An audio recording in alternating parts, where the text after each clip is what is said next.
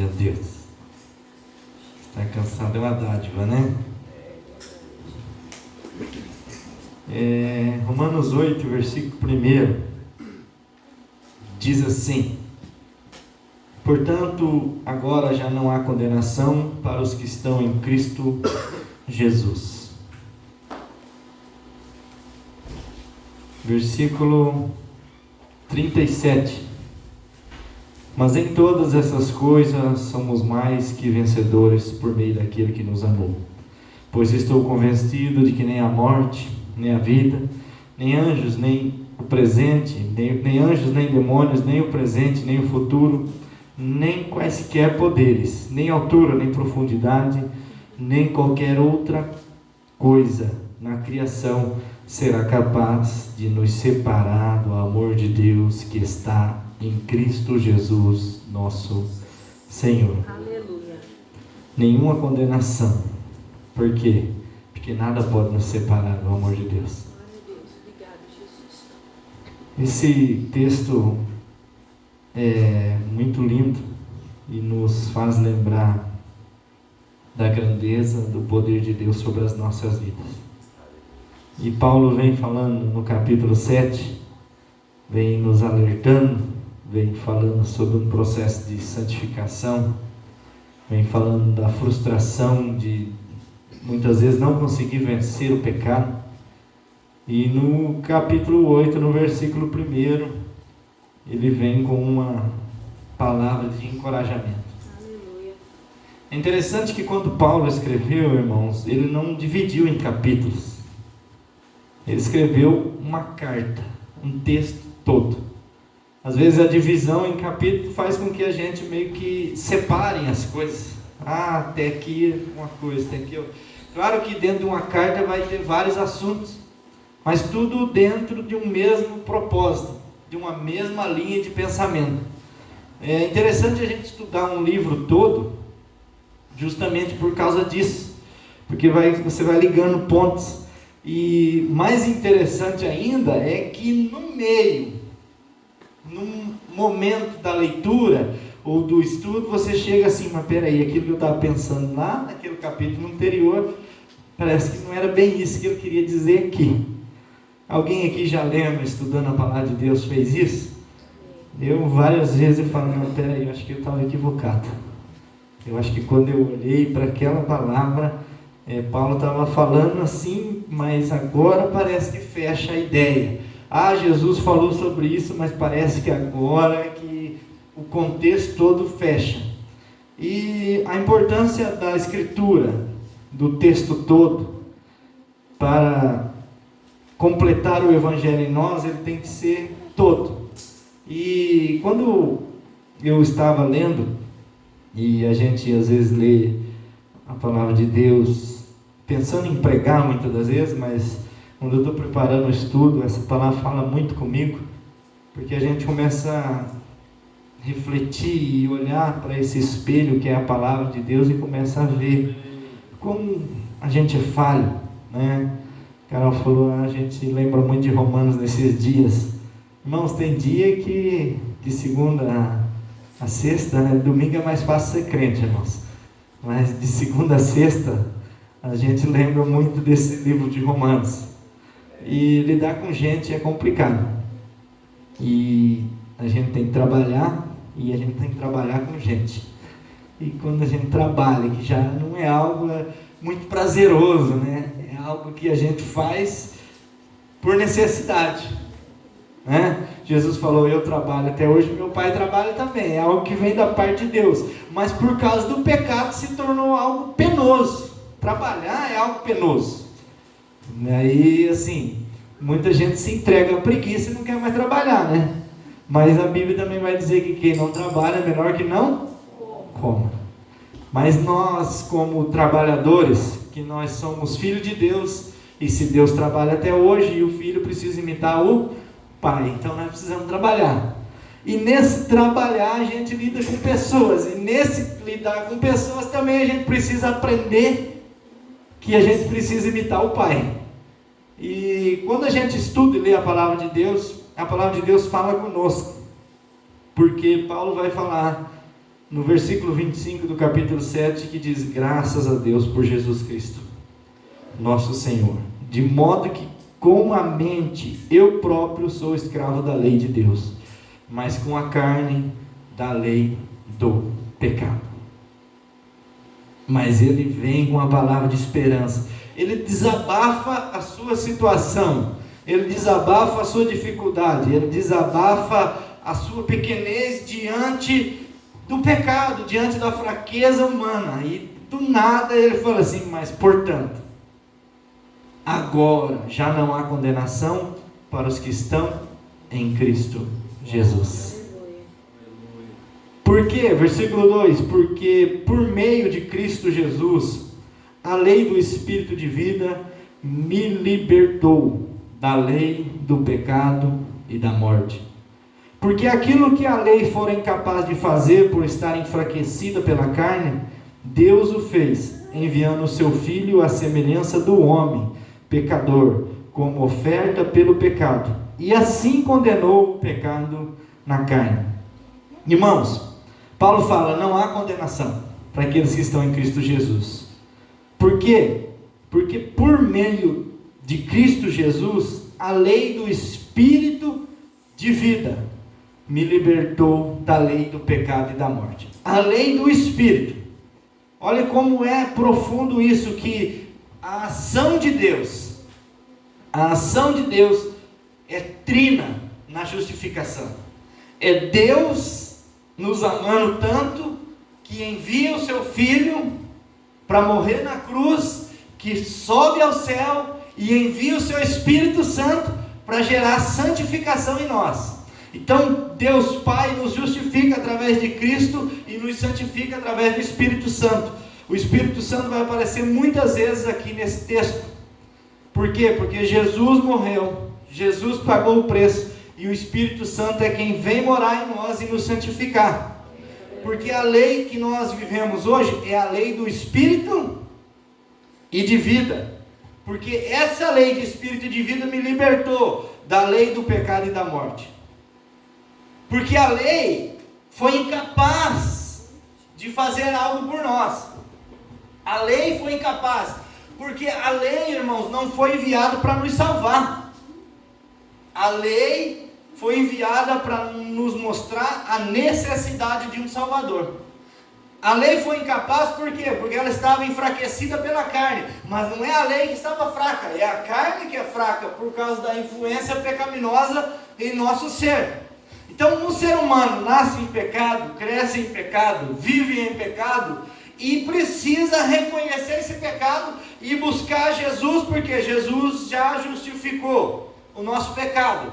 E em buscando Jesus, recebe o seu Espírito Santo, que o Espírito Santo em Jesus já está nos influenciando e nos convencendo do pecado, da justiça e do juízo. Então o Espírito Santo, irmãos, não trabalha só durante a conversão, mas no caminho da conversão. Porque se uma pessoa chega ao ponto de reconhecer que é pecador, é porque o Espírito Santo estava ali fazendo e falando algo na vida dele, falando assim: você é incapaz, você não consegue.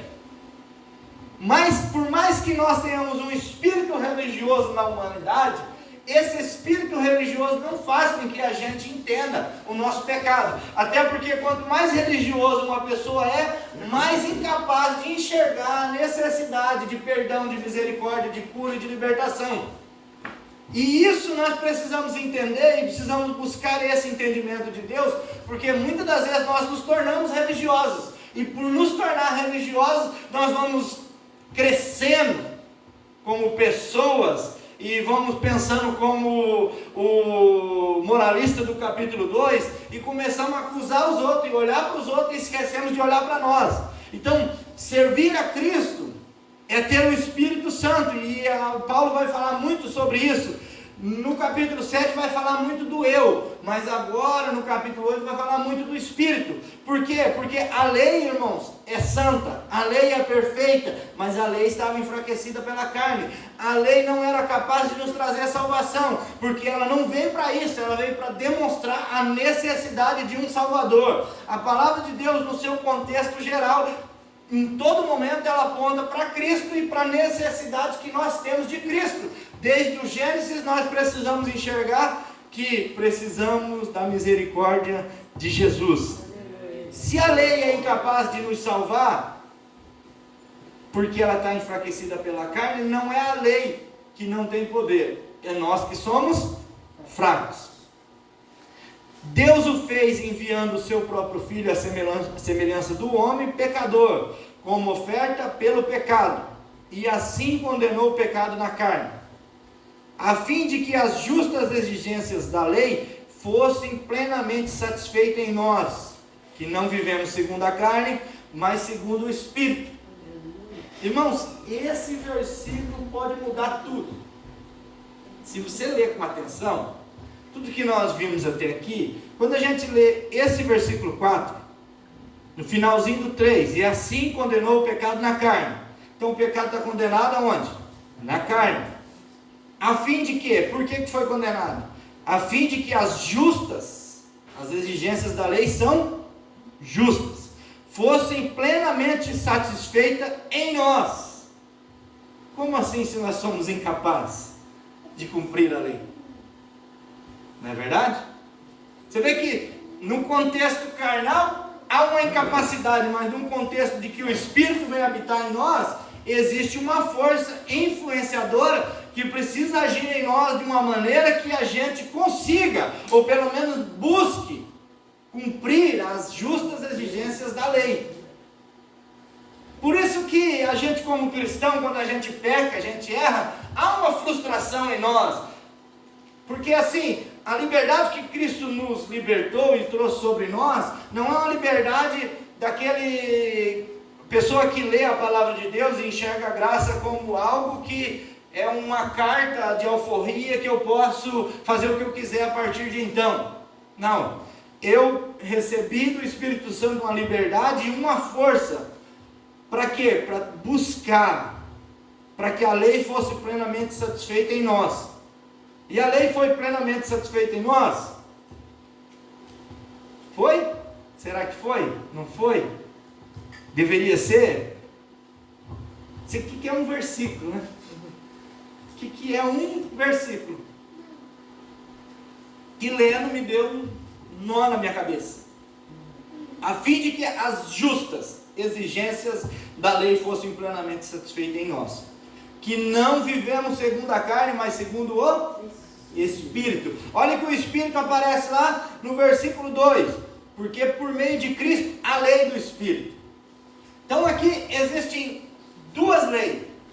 A lei da carne e a lei do Espírito. E a lei que precisa ou que foi plenamente satisfeitas em nós, ou ela só será plenamente satisfeita em nós se nós vivermos segundo o Espírito. Quem vive segundo a carne tem a mente voltada para o que é da carne, para o que a carne deseja. Mas quem vive de acordo com o Espírito tem a mente voltada para o que o Espírito deseja. A mentalidade da carne é morte, mas a mentalidade do Espírito é vida e paz. Olha como que Paulo vai falar de mentalidade, vai falar de mente, vai falar de vida e vai falar de morte. Porque no final do capítulo 7 nós lemos o versículo ali que ele diz assim: graças a Deus por Jesus Cristo nosso Senhor, de modo que com a mente, eu próprio sou escravo da lei de Deus, mas com a carne da lei do pecado. Aí ele continua e vai dizer assim, que a mentalidade da carne é morte, mas a mentalidade do Espírito é vida e paz. A mentalidade da carne é inimiga de Deus, porque não se submete à lei de Deus, nem pode fazê-lo. Irmãos, aqui entra algo interessante, porque o ser humano em si não busca se submeter à lei de Deus. E se ele buscar, ele é incapaz de estar submisso a essa lei e de que essa lei seja concretizada nele, na sua vida, no seu viver diário, porque ele tem a mentalidade carnal. E Paulo está falando de mente, porque mente, irmãos, é a entrada do conhecimento. mente é a entrada do entendimento, é onde nós temos entendimento das coisas, e não só das coisas espirituais, mas das coisas carnais. Nós temos entendimento e buscamos sabedoria em Deus, porque uma mente bagunçada é uma mente carnal. Mas existem pessoas que têm a mente, e parece que é uma mente brilhante, e do nada essa mente brilhante vira uma mente demonizada. Não é verdade? Então, existe uma batalha na mente, existe uma batalha no coração, existe uma batalha em nós, seres humanos, que é entre a lei de Deus e que é a nossa carnalidade. Nós estamos em guerra. Por quê? Porque quando Jesus veio, a semelhança do homem pecador, como oferta pelo pecado, assim ele condenou o pecado na carne. Esse contexto de que Jesus veio em carne e condenou o pecado na carne, é aquele que havia necessidade de um Salvador. Aquilo que a lei demonstrava o tempo todo, que precisa de um Salvador porque o homem é incapaz, o homem é impotente, o ser humano não consegue agradar a Deus, a mente humana não consegue fazer isso. Aí vem Deus, envia Jesus para satisfazer a justiça dele. Então há uma necessidade de um Salvador, a Bíblia toda vai falar dessa necessidade, vai falar disso, e Jesus vem como homem pecador, não no sentido de que ele foi um homem pecador, mas ele veio como homem sem pecado, não teve influência pecaminosa em seu ser, teve ataques externos, teve lutas internas, mas viveu sem pecado nessa terra. E esse Jesus crucificado condenou o pecado na carne. Porque quando Jesus morre, irmãos, ele está condenando o pecado na carne. O que Jesus está produzindo para a humanidade? Justificação, justiça, liberdade, perdão. É isso que Jesus está produzindo. É nesse sentido que ele condenou o pecado na carne. Não que assim, eu tenho carne, então eu sou pecador. O pecado, eu estou condenado no pecado, não, ele condenou o pecado na carne quando ele morreu. De fato somos pecadores, de fato ainda não chegamos à estatura de varão perfeito, mas Deus espera que a gente cresça, que a gente evolua. É difícil até pregar isso, é difícil viver isso, é difícil falar isso, é difícil ler isso, é difícil buscar entender isso, porque como eu disse, a gente lê a palavra de Deus, e a gente quase lê a palavra de Deus e buscar o entendimento de Deus, mas quando chega no sermão da montanha, dá vontade de fugir dele, porque parece assim, não tem caminho, não tem jeito para mim, não vai dar. Mesma coisa quando a gente lê que no céu não entra pecado. Então, né, eu já pequei hoje, então deu errado para nós, né? Mas essa justiça de Deus é que transforma a nossa vida, porque Ele não só sacrifica o Cordeiro, que é Cristo, mas Ele envia também o Espírito, e esse Espírito é que age em nós, na nossa mente. Mas quem vive de acordo com o Espírito tem a mente voltada para o que é, para que o Espírito deseja. Aí, irmãos, entra a questão de alimentação, entra a questão de busca, entra a questão de prioridades, entra a questão de vida, entra a questão de devoção, entra a questão, porque a nossa mente é alimentada por aquilo que a gente vê, por aquilo que a gente ouve, por aquilo que a gente toca, por aquilo que a gente faz. A nossa mente se torna uma mente que pensa determinadas coisas de acordo com aquilo que entra pelos nossos olhos, de acordo com aquilo que entra pelos nossos ouvidos. Não é verdade? A nossa mente é alimentada dessa forma. Aí eu te pergunto, o que primeiro nós vemos pela manhã? O que primeiro nós ouvimos pela manhã? O que primeiro nos é atrativo quando a gente abre os nossos olhos e vê que acordou? O que primeiro passa na nossa mente? E é aquilo que eu falei esses dias, a importância de uma vida devocional e oferecer para Deus as primícias do nosso dia. Porque você começa o dia se alimentando a sua mente daquilo que é do Espírito, daquilo que o Espírito deseja. Não é verdade? Então, é uma questão de alimentação. A mentalidade da carne é morte, mas a mentalidade do Espírito é vida e paz. Não que se você tem uma vida devocional e busca Deus pela manhã, o seu dia vai ser as mil maravilhas. Não, porque assim como Deus está recebendo a sua adoração, está recebendo o seu louvor, está alimentando os seus olhos, está alimentando os seus ouvidos, está alimentando a sua mente, e você tem algo de Deus, o inimigo também está vendo, o diabo também, nosso adversário, que anda ao derredor, buscando, urrando, bramando, procurando a quem possa tragar, também vê isso, e aquele dia, ou todos os dias, ele vai buscar nos derrubar. Mas interessante é, porque a minha mente foi alimentada, os meus olhos, pelos meus olhos entraram a palavra de Deus, pelos meus ouvidos entraram canções que agradam a Deus, e da minha boca saiu um louvor a Ele, uma oração, uma adoração a Ele. Eu estou mais forte para enfrentar aquele dia, e o inimigo vem, e quando ele vier, eu tenho uma palavra na minha boca, eu tenho uma palavra na minha mente, eu tenho um louvor a Deus em meus lábios. Então a mentalidade da carne é morte, mas a mentalidade do Espírito é vida e paz. E vida e paz, irmãos, é algo necessário, porque se não tem paz, não tem vida. Não é verdade? Se não tem paz, não tem vida. Apesar de nós estarmos em guerra, nós temos vida e paz.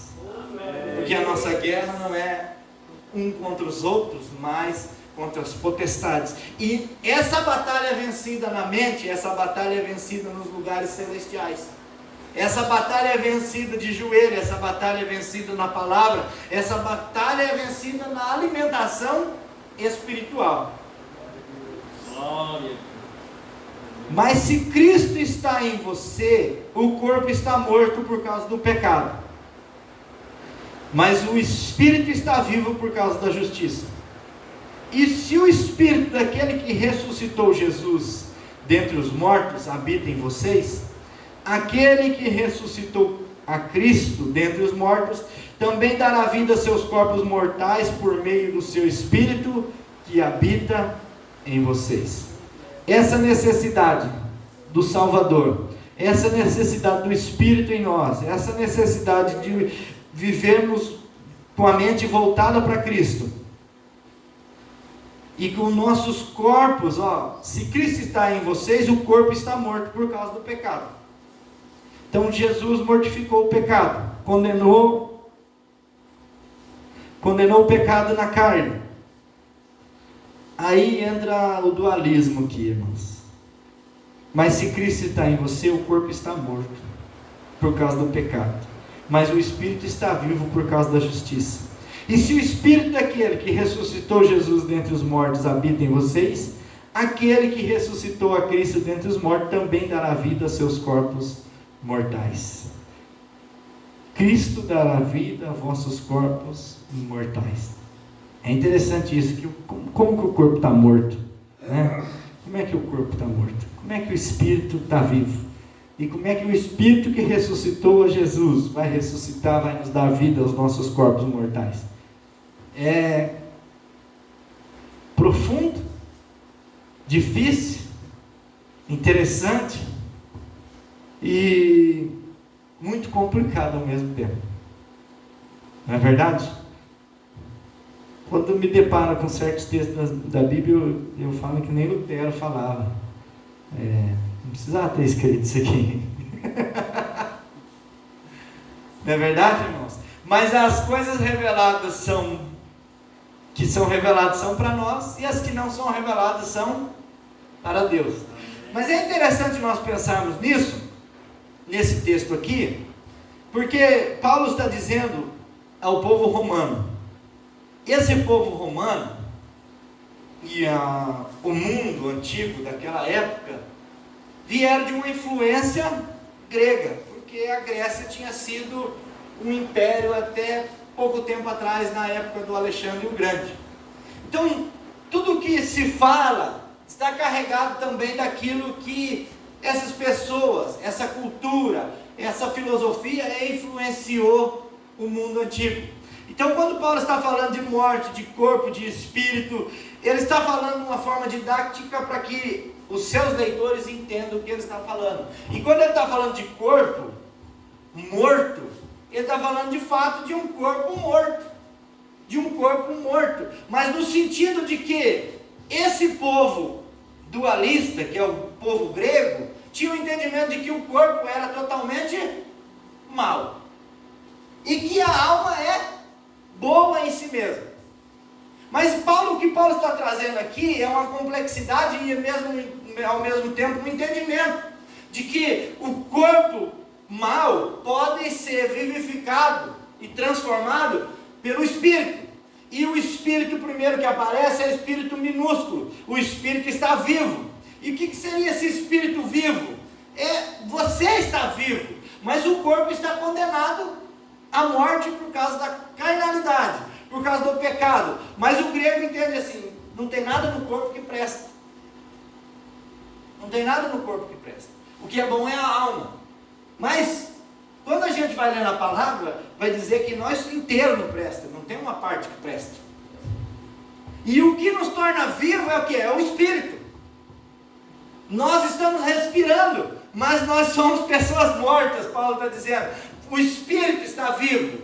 Vocês respiram, vocês têm nefesh, vocês têm pneuma, vocês têm ar, o corpo está vivo, vocês estão vivos, mas o que habita em vocês é morte. Mas por causa do Espírito enviado por Cristo, daquele que ressuscitou Jesus dentre os mortos, habita em vocês, aquele que ressuscitou a Cristo dentre os mortos, também dará vida aos seus corpos mortais por meio do seu Espírito que habita em vocês. Então, o Espírito já habita, então já começou a ter vida. Vida. E é isso que nos movimenta. E essa vida, se é a vida do Espírito, nós pensamos nas coisas do Espírito, nós buscamos aquilo que é do Espírito e nós glorificamos a Deus com o nosso corpo. Portanto, irmãos, estamos em dívida não para com a carne, para vivermos sujeitos a ela. Pois se vocês viverem de acordo com a carne, morrerão. Mas se pelo Espírito fizerem morrer os atos do corpo, viverão. Olha como eu disse que é interessante e complexo, porque agora o corpo está vivo e está sujeito à morte por causa. Se você se sujeitar e viver de acordo com a vontade da carne, você está morto. Mas se você viver de acordo com a vontade do Espírito, você estará vivo.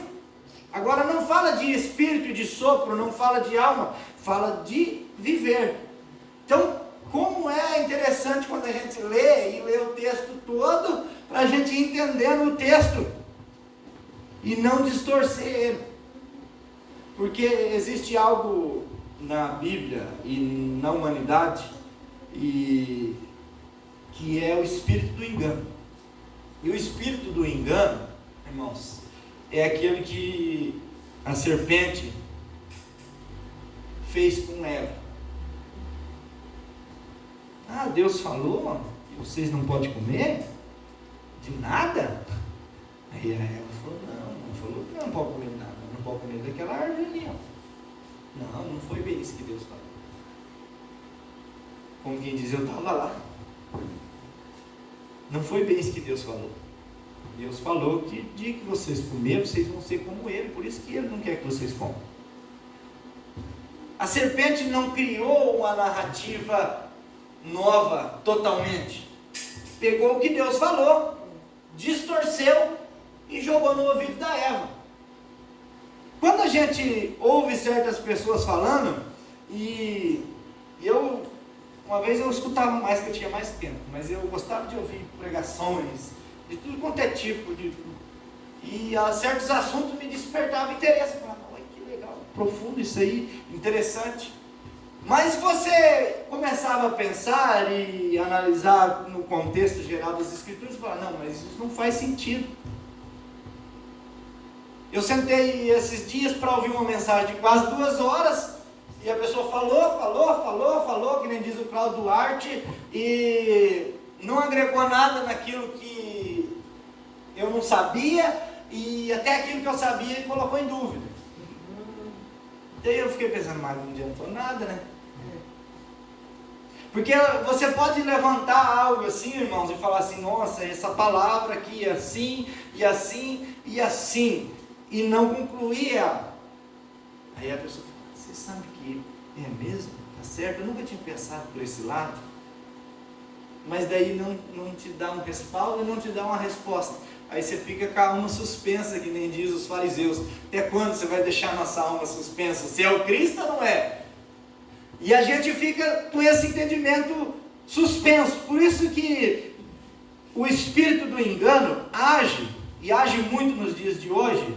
E a palavra de Deus vai dizer assim que o nosso adversário, ele enganaria muitos, se possível, enganaria até os escolhidos, porque ele tem o poder de se transformar até em anjo de luz.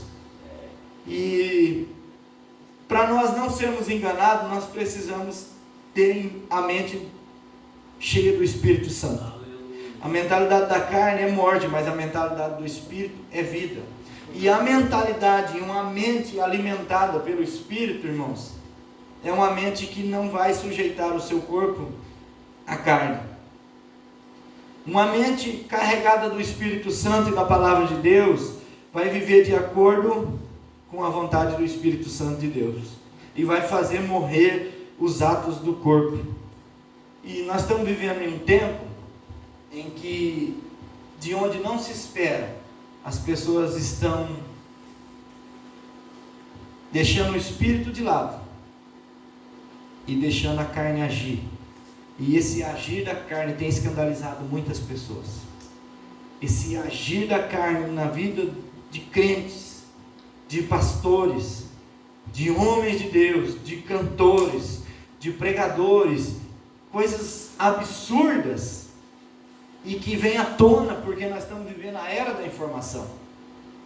A era da informação é carregada também como a era da fofoca. Não se faz mais nada sem que tenha uma câmera filmando, um celular filmando. Não se faz mais nada que não tenha um olho vendo. E não é só o olho de Deus, é das pessoas. E o pior, nós estamos vivendo em um tempo em que a igreja propaga a desgraça da igreja, muitas das vezes.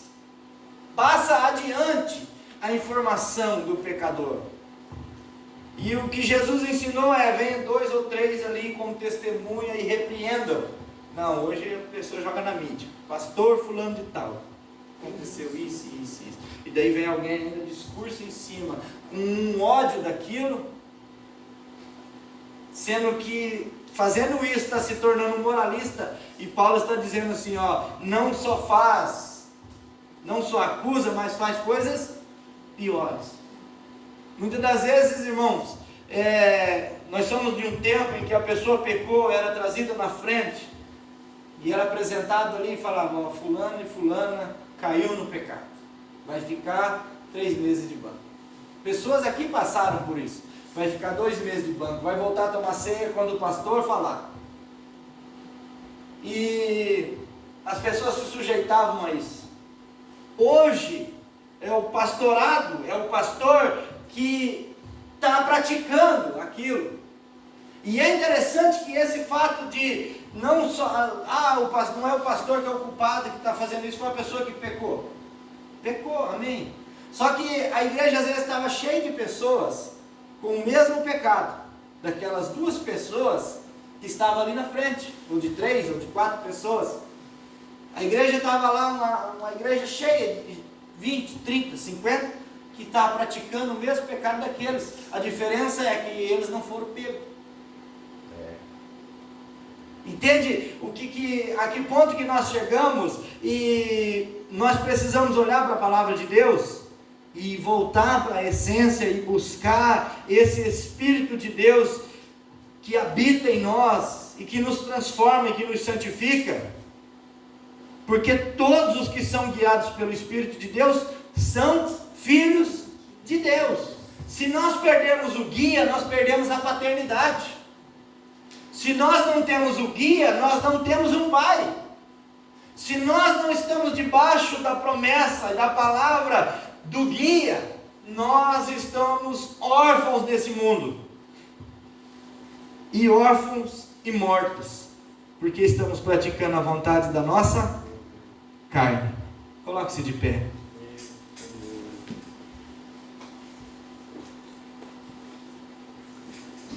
O Espírito Santo habita em nós. Nós não estamos em dívida para com a carne. Você não deve nada para a sua carne, para viver sujeito a ela. Porque a carne não faz muita coisa boa por nós. A carne quer prazer e quer satisfação. A carne quer sossego. E Paulo está dizendo aqui: você precisa sujeitar. Você precisa obedecer e ser guiado pelo Espírito. E é interessante que estar aqui numa quinta-feira à noite chuvosa, que dá uma refrescadinha, um corpo cansado,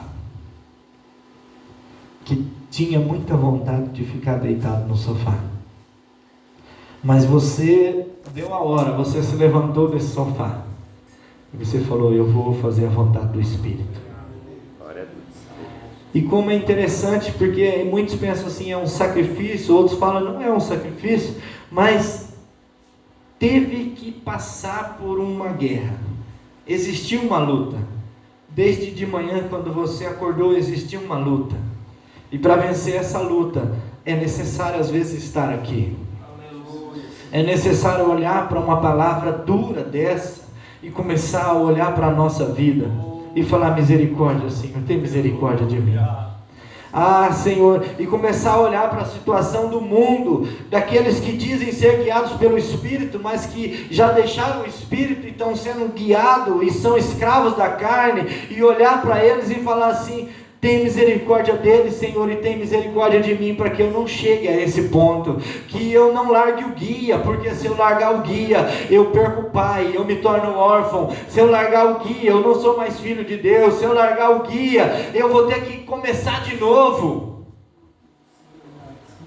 A igreja precisa voltar a ter um espírito de intercessora, até mesmo por aqueles que têm manchado a igreja. A gente precisa clamar a Deus, assim como Paulo, que falou assim: eu entreguei fulano a Satanás, para que quem sabe a sua alma fosse salva.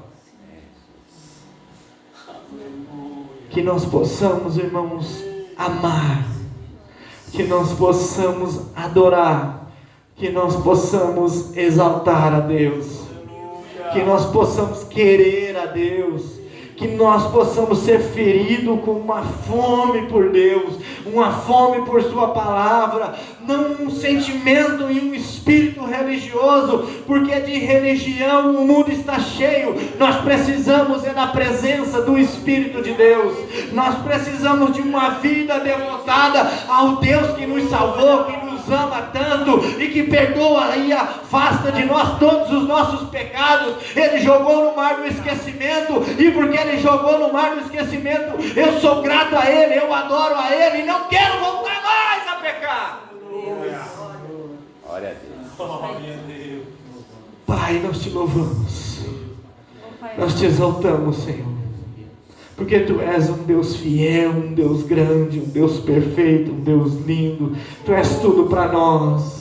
Ajuda-nos, Senhor, ajuda-nos, Senhor, a permanecer sendo guiado por Teu Espírito Santo, que a voz que nós venhamos ouvir é a Tua voz, é a Tua palavra, que nós não venhamos dar ouvido à nossa carne, que nós não venhamos dar ouvido à serpente que engana e que busca derrubar, tragar e afastar dos Teus caminhos, Senhor, mas que nós venhamos ter a mente carregada com o Teu Espírito Santo, um coração cheio da tua presença, um corpo sujeito à vontade do teu Espírito Santo, Pai, em nome de Jesus. Enche-nos, Senhor, abençoe-nos com tua graça, Pai amado, que nos transforme a cada dia. Ajude-nos, Senhor meu Deus, a reconhecer as nossas mazelas, os nossos pecados, e nos prostrar diante de Ti com um coração quebrantado e contrito, e dizer: eu não quero mais viver assim, eu não quero mais passar por isso, mas se amanhã eu passar, eu sei aonde eu posso voltar, porque é em Ti, Senhor, é que nós encontramos perdão e misericórdia.